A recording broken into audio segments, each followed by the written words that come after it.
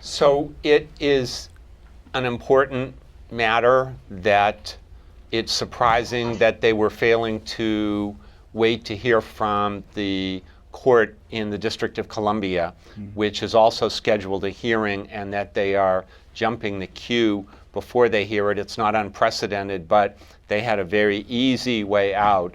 So it suggests at least that the 4 justices who voted in June 2012 to repeal the entire law are at least there. I think the question is, were there more than 4? And I think that would be one of the critical indicators in terms of going forward. If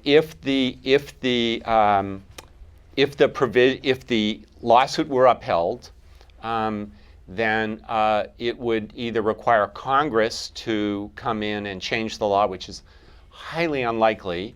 At the same time, there are things that states could do to designate the federal exchange as the state exchange, either by executive order or state legislation, that could do it. And it will be a very telling moment for both Congress and for state governments. Do they really want to see tens of thousands, hundreds of thousands, in some cases millions of citizens lose their subsidies that enable them to keep health insurance? And it would certainly make it much more of a compelling issue for 2016. David, you might take 2 minutes to explain to the audience who don't follow these issues very closely the nature of the debate, which is whether or not people essentially in exchanges that are run by the federal government, there are 36, I believe, who are run by the federal government as compared to those who have chosen to run them by the state. Kentucky's an example where they, for example, have a state exchange. And the issue is over the language in the statute that essentially references subsidies through state exchanges. And I think the Congress, certainly the Democrats, would argue that their intention was always that subsidies would be available to anyone in any exchange.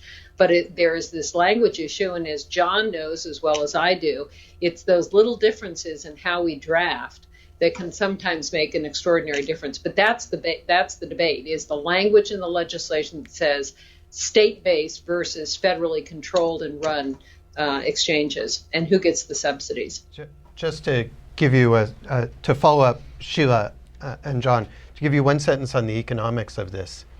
If you said that there were no subsidies that would be payable in the federally run exchanges, then essentially everyone who is healthier than average, which given that expensive people cost a lot, is probably about 70 or 80% of those exchanges, those people would drop out immediately. The premiums would skyrocket and the thing would just die. So literally there would be no exchange coverage in those federally run states if the Supreme Court decides that the subsidies are not allowed to be paid and it's not picked up in some other way. So this is very, very consequential in those areas.